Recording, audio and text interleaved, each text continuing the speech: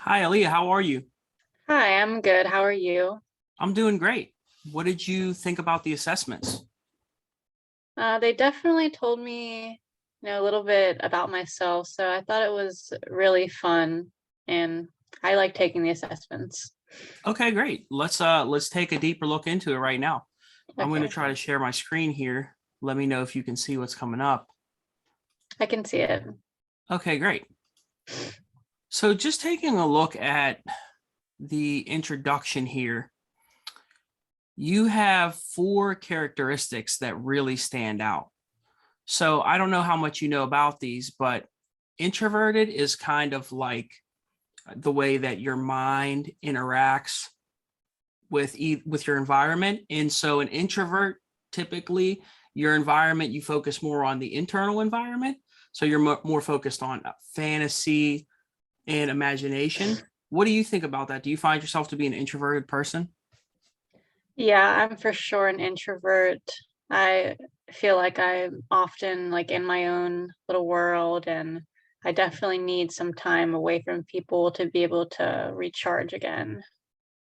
Okay, cool. I could see that really being to your advantage because a lot of times I think people feel misunderstood because they don't get a chance to express their internal world enough.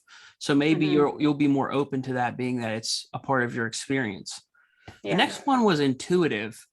And intuition, I think, has a lot of different meanings in common parlance. But when we say intuitive here, it's kind of like you get the sense of the deeper purpose of something quite easily. So, if you see a PowerPoint presentation, you might not just be drawn in by the sensory details, but rather the impact that the PowerPoint's going to have on society.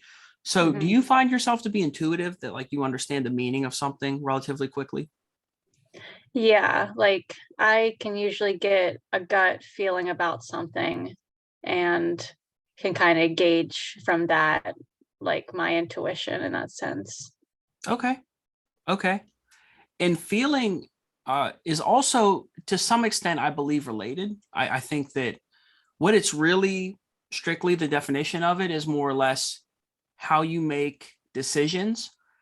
And it's feeling in contrast to thinking. So maybe, for example, when you're trying to assess a person's character and how you want to go about relating to them, you kind of tap into your feelings rather than an analytical thought about what you should do. You trust your gut. So what do you think about that? Do you find yourself tapping into feelings when you make decisions? Yes, I think that I tend to make decisions through feeling more so than thinking, which, sometimes when I'm, say, upset about something and I end up, letting my feelings get in the way more so than like thinking rationally about it. So, yeah. Okay, that makes sense. And I mean, once again, a lot of this stuff can be spun in a way that really benefits you. I think that sometimes when you're going to Mhm. be with a client, you have to really have a sense that isn't just the story that they're telling and is maybe something that you've just perceived on another level. So being really in tune with that, I could see being a benefit. And the last thing is judging. And that has to do with the way you make your decisions. Do you have them really planned out, or do you have them a little bit more loose? And based on judging, it would say that you have your decisions and your plans really thought out. So do you think that when you go to do something that you need it to be a certain way? Yeah, I find that when I stick to my daily routine, things tend to go better for me. So I like to make lists and stick to plans as according. Okay, yeah. I mean that one is like an obviously good one. So we can take a look at the rest of your personality here in this introduction. I think one really cool thing is that this is a rare personality type. So I think that that shows that you really bring something unique to the table. Um, this is something that maybe not everybody would guess, but because maybe they would focus on the turbulent part and not the advocate. But one thing about you is that you really stand up for what's right. Do you think that that's true in your experience? Yeah, I do try to stand up for things that I think are right. And, if they're important to me, then, I will voice that if need be. Okay. Yeah, that definitely seems consistent with your other personality traits that we talked about so far. Um, and in terms of connecting with others, although we discussed that you might be a little bit introverted, the way this personality kind of works, it seems that when you do communicate, it's often very genuine and very warm, and that you make an impression. What do you think about that? Yeah, I do, enjoy uh, connecting with other people and communicating, even though, it might be in a different way than extroverts do. Um, I do think that I am a sensitive person, so I'm hoping that I do come off as warm. Yeah, I really like the way you put it too, just relating differently, because a good thing to keep in mind is that none of this stuff is either like good or bad. It's just a different way of relating. So I'm glad that you have that perspective too. These other ones right here, I don't want to go over right this moment because they're going to come up in other sections of this personality assessment that we're going to look at. So let's go right into the strengths and weaknesses and take a look. Okay. So, and just to reiterate, I know you've already seen it, but you're a turbulent advocate. And part of being turbulent is that you are potentially self-consciously critical. And Hmm. so, you also, like being an introvert and whatnot, you also have that kind of ongoing commentary and dialogue that things need to be perfect rather than just maybe a calm, cool, assertive, like this is done and it's done right. You're kind of like making sure, like, is this right? I got to get this right. Do you think that general idea is true? We didn't really talk about the word turbulent yet. Yeah, I tend to get in my own head sometimes, and I I can be anxious, so yeah, that makes sense. I tend to like doubt myself in some ways and maybe like don't have the highest confidence. So, Okay, yeah, I think too that self-conscious kind of criticalness will benefit you because instead of having sloppy work, you'll want to have the best work. So mhm. it's just kind of however you look at it. And you definitely have a lot of strengths. So we talked about being an introvert. Would you describe yourself as creative? Yeah, I do enjoy making crafts and things, so I think I am creative. Okay. And what about when it comes to insightful? Insightful. In this context, it kind of says like past appearances and gets to the heart of things. Mhm. Um, yeah, I believe I am insightful and can, really kind of understand the way people feel and, empathize with that. So, I think so. This next one is one that I think is not maybe obvious, that you're principled. And so you really have deeply held beliefs and convictions. So would you say that you have a set of rules that you feel you need to follow? Yes, I do have some deeply held beliefs, and just for me personally, that's what I stick to and go by just to, live life in the way that I see fit, I guess. Sure. I think that these next two are also covered in other parts of this. I mean, clearly you're passionate about this, so I think, it would be, I don't even need to ask you if you're passionate. You're here and you've already done so much working towards this. And you have expressed that you have strongly held beliefs and that you want to help other people. So I think that's pretty clear. And would you describe yourself as an altruistic person, that pretty much your aim is to serve the greater good? Yeah, for sure. If I can help other people in some way, whether it be big or even a small way, then that's what kind of fulfills me, I think. Okay, that's great. I think that really says a lot about you. And taking a look at some of these weaknesses, I just like to keep in mind that, once again, weaknesses are relative. I mean, there could be situations in which they benefit you. I think that all it means here is that there's a potential for you to get hurt. Not that you can't ever work on it or build on it, but the potential is like bringing this up is to protect you in a way to kind of safeguard against it.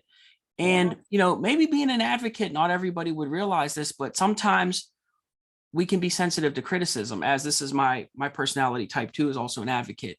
And when people challenge our beliefs, sometimes we react strongly, we hold them Mhm. strongly, so when they're challenged, it's really hard for us to let go. So what do you think about that? Are you sensitive to criticism? Yeah, I am. I can tend to be a little sensitive and take things to heart. So, yeah, that describes me, I think. Okay. In terms of the next point, reluctant to open up, um this one's kind of neat. I think that being an advocate doesn't necessarily mean you have to be that a person would typically be quiet, but based on your personality type, it says that even though you're honest, you're pretty private. So do you find that to be the case in your own life? I think with people that I don't know very well, it does take me longer to open up. But with people that I do feel comfortable with, like I'm pretty much an open book. So it just takes me some time. Yeah, that makes sense to me. That definitely, once again, that's why some of these are, I think, relevant to a lot of people. I think it's the ones that you wouldn't think of that are really relevant in some of these personality measures. And I'm going to skip over perfectionistic because we talked about that. But in terms of avoiding the ordinary, I thought this was a really cool one. It's kind of the idea that because you think so big and you want to do so much, that sometimes you don't put things into actionable steps. So what do Mhm. you think about that? Does that happen to you sometimes? Yeah, this has happened to me a lot of times when it comes to like homework and research assignments. Like rather than breaking it up into easier, manageable steps, I just like even thinking about the entire project in its entirety gets me overwhelmed. And then I usually end up just doing it all at once rather than, making it easy on myself. So, yeah, that's happened to me quite a bit. Sure. And I think everything that you're going to learn in your education can help you with that. I mean, especially CBT, being that it's all about problem solving and you're really in tune to what's going on right now and keeping track of what's occurring in your senses, you can start to come up with an order for that process and interrupt it, which once again is the benefit of looking at this. Not that it's a prophecy, but rather just a way to work with these issues. Another Mhm. thing too is that potentially you could be prone to burnout a little bit. And that's just for the reason that you care so much about other people. And sometimes we can't always get the result we want, but yet we care so strongly. So is that Right. something that you're thinking of and aware of in your own life? Yes, I do try to combat burnout with self-care, like doing things that I enjoy and like hanging out with friends because like even when I have like a lot of homework and assignments, I tend to start feeling burnt out and definitely don't want that to happen whenever I'm like in my career. So, Okay, so being that you're already aware of it, maybe that'll help going forward. So it's good that you have some kind of idea of how that plays out in other situations in your life already. So mhm, now that we touched on the strengths and weaknesses, we're really ready to dive into the career paths. And a lot of these we once again have touched, like truth, beauty, and purpose. I mean, in terms of like a deeper meaning. I think the cool thing about this section specifically is that it actually explicitly says the careers that you're already either interested in or are actively taking part in. So I think that's a really good sign that you have so much meaning behind this, so much purpose, and that this personality type, I already identified these jobs. So in terms of the next thing, it's really interesting here because this is another one that I don't think everybody would predict. And it's not just because the saying's a little bit different. It's really that advocates are so focused on the bigger picture that they hop into a job and the job isn't maybe necessarily as concerned about getting you to fulfill the big picture role as you are. So when we get to this kind of, as they say, behind the scenes roles or the non-competitive roles, then we feel flustered. So are you maybe thinking about that? Like, is that something that's come up? Like, hey, what if I don't become, a doctor right off the bat, or it takes a couple years and I have to work in an agency until then? Have you, thought about stuff like that? No, right. Personally, I feel like I am more comfortable doing non-competitive roles for Oh, now, but okay. that might just be because I'm not like as confident in my abilities yet. But for now, that is okay with me. Sure. Yeah. And it will definitely be interesting to see how that plays out. I mean, certainly our self-concept can change over time. So Hmm. yeah, I don't think anybody can say for certain. And we have touched on this at least once, but this is one I'd like to doubly reflect on because I think it's so important.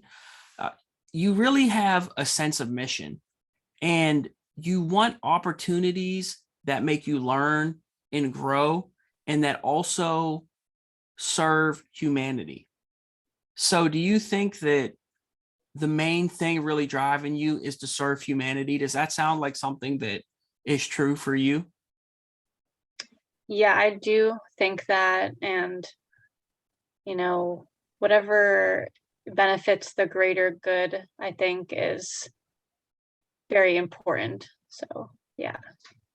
Okay. Yeah, I definitely think that all throughout this, based on what you've said and what this personality test has showed, is that that sense of mission or purpose is definitely a huge driver, and a huge piece of that is serving humanity. So now that we've taken a look at this test was based off Myers-Briggs personality type indicator, and that was also largely drawn off the work of Carl Jung. So just to kind of summarize what we did, we took a look at the different ways that you interact with the world, whether it be where your mind puts its energy, or whether it be the way that you make decisions and the way that you go about determining what is, such as like through your bodily sense instead of just thought patterns. Mhm. So I kind of get a sense of who you are. And I think that your creativity and your care about other people is a perfect match for the careers that you're seeking out. So let's take a look at another personality type or another personality test called the focus, so that we can get another look at your personality. And I'd like to start off with this chart because this will be the foundation for this test. So this career theorist name was Holland. And what he tried to do was he tried to match our personality characteristics with an environment. And the word for that is congruent, right? So it's the personality traits matching the environment's traits. And the idea was that by doing that, you would get a favorable outcome. Mhm. So just to talk a little bit about some of the traits, well, we could really take a look at yours first and then come back to this chart. But this kind of lays out where these traits are coming from in general. So we're going to click here. And so from your work interest assessment, which we did the work interest assessment, values assessment, skills assessment, and personality type, from your work interest assessment, you got social, realistic, and artistic. So going back to our chart here, we see that social really likes to help people. And obviously in this graphic here, it shows counseling explicitly.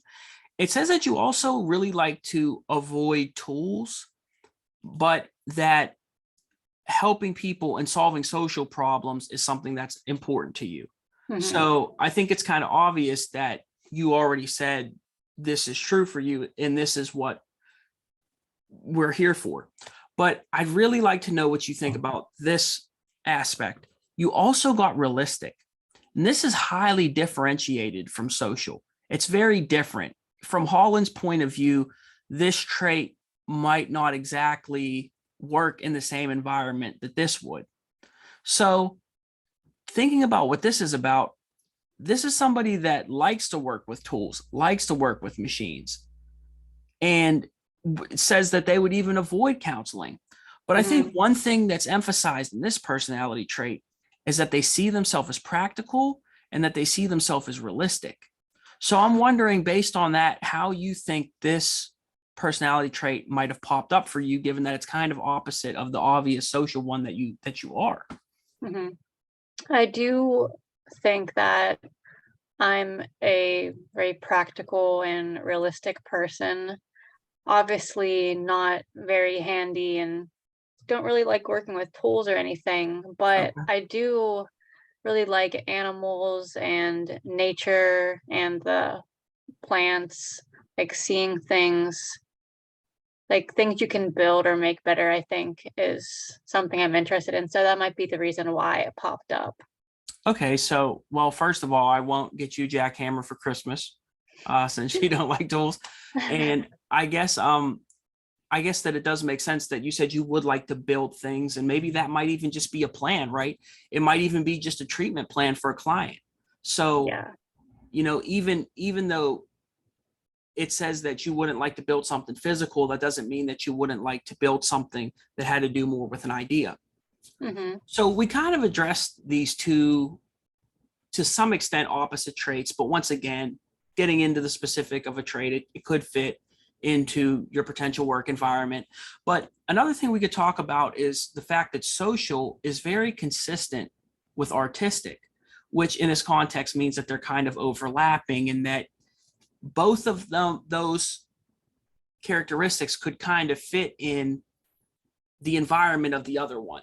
So like an artist gets and I'm kind of going across the hexagon here, like an artist has an artistic environment, social has a social environment, but the social personality type could kind of do well in the artistic, and the artistic type could do well in the social.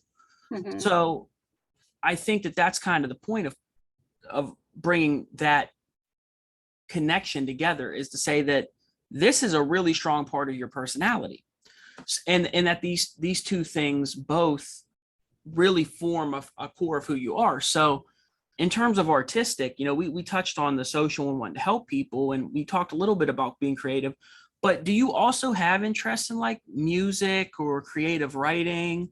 And do you find yourself avoiding like super ordered activities and really repetitive ones? What do you think? I do really enjoy journaling. So Okay. I think that is a creative outlet for me. And Absolutely. yeah, I do tend to get bored with repetitive activities. Okay. Okay. So it sounds then that pretty much this seems to be accurate in terms of your characteristics that this has described so far in this focus. Do you think that that's true? Yeah, I agree. It's pretty accurate. Okay. So we kind of really discussed what these are to a point. So I think that we're ready to move on to your values. And we're going to wait just a minute to take a look at these jobs because we actually have the benefit of that combined assessment. So I think we can kind of draw on that to see what's the best, not even just look at a singular test, but really take them all into account. Hmm. So for your values, you're very altruistic. You want to help society. I think once again, helping's clearly a big theme. Two in a row have had to do with helping. Another one we haven't touched on. Maybe we can just reflect on this for a moment. Is a part of your holistic personality assessment here. Working outdoors. What about that? I haven't heard you talk about that specifically yet.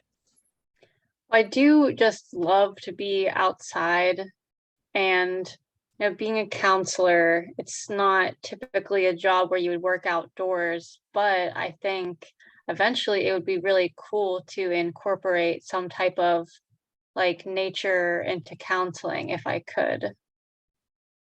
Absolutely. I think that that's so cool, Leah, and I think that you will do really well with that. There's just so many benefits we're learning about being outside. I mean, whether it be the sun or the fact that like plants are in the window in a hospital, person recovers faster. There is so Hmm. much that we don't know. And I mean, I think if anything's for sure, like that's just a very natural way to do it. So that's really neat. And once again, like this is just totally in line with the other personality assessment. I think that's just really giving it credence. So I think we could move on to the next test here. Let's see what this specifically says about your personality as well in comparison to the other one. So it says that you're caring and understanding of people's needs. You enjoy working with people who share your values. We talked about you being a really principled person. Your personal values play an important role in your decisions. Once again, that's like the definition of principled. You're action oriented and try to help other people in a practical way. So it's kind of funny because we looked up above at how you're a doer.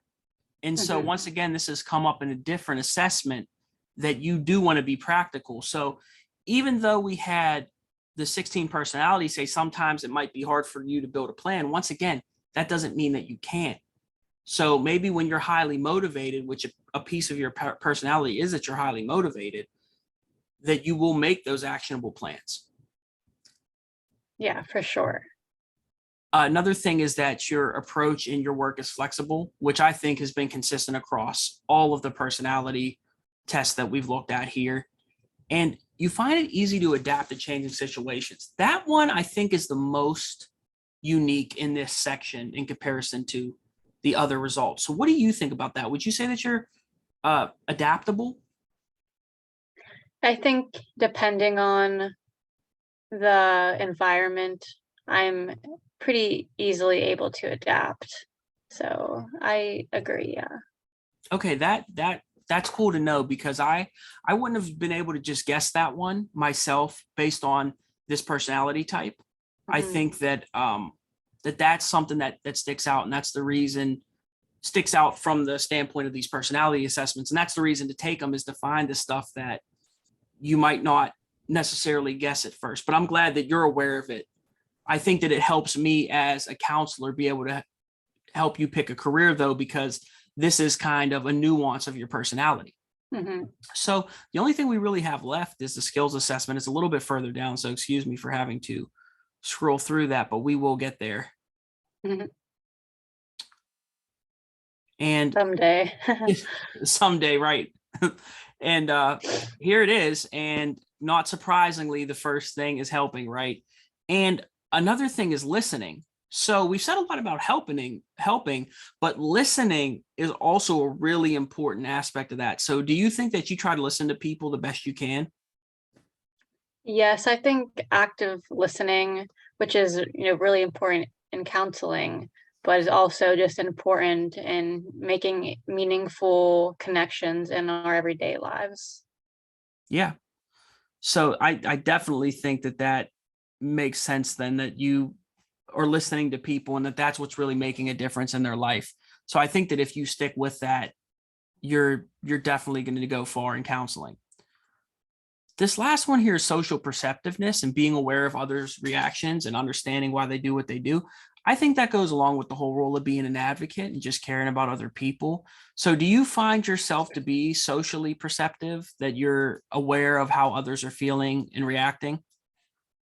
Yeah, I feel like I'm kind of easily able to read the room, and also maybe, studying psychology kind of gave me a leg up there.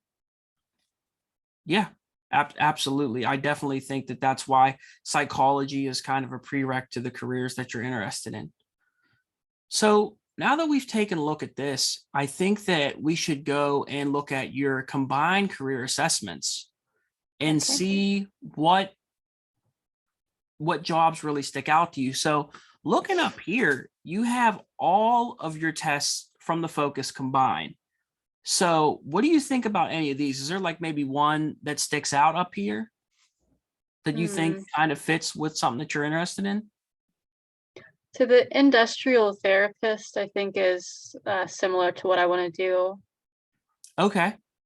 Yeah, so I mean, I would consider that as somebody that's really working in the industry, helping to resolve conflicts and strengthen relationships. You think that that's probably something you might want to do? Yeah, maybe not that exactly, but it's Yep. kind of getting close in Okay, that like let's therapy aspect. sure, that makes complete sense. Maybe we should scroll through this list and see if there's anything else that jumps out at you that we might look at next time. Okay. So I see here community welfare worker, counseling psychologist. Yeah, the counseling psychologist is pretty much what I want to do, I Okay. think. Okay, yeah. So I think, I mean, you already have your undergrad in psych. So I think that you're definitely going in the right direction with that. I think that the reason counseling isn't listed here is because you wouldn't even necessarily need a counseling degree to start getting the education to be a counseling psychologist. So Hmm. definitely your psych background's huge, and your counseling master's degree would support this. A lot of times people becoming a counseling psychologist get their master's in counseling psychology along the way. Yeah. So I think, what do you think generally about the salary here? 78,000. Does that look like something that the average salary is pretty good? Yeah, I think that's a decently high salary. Like I'm comfortable with that. Okay. And given that it fits your values, your personality assessment, and your skills, I think that this is definitely something that we should look at in the next meeting and dive deeper and see more about the education that you're going to need and the job growth over the next year. Yeah, that would be helpful. Okay, that is a great idea. And I'd like to bring up just one more idea before we close here about a personality theorist named Super. And one of his ideas was that every individual needs enough variety to fit into a few jobs, and every job needs some variety to fit a few individuals. So I think, once again, overall, what we've done today is not put you in one particular box, but just explored different facets of your personality and how you might be able to change them a degree or two to Mhm. change where you're steered towards. So none of these means doesn't mean you can't be a certain thing. It's just that there are tons of good, and whatever was considered a weakness is really just something to be aware of. But that, just like Super thought, there's a lot of flexibility within your personality. And even if there isn't, if certain jobs seem like they weren't possible, there's probably some variety in those as well. Mhm. So I think next time we'll be able to take a look at the counseling psychologist, and we'll see if that's really the right thing for you. Okay, yeah, that sounds good. Okay, great. I'll see you next time. Great. See you next time.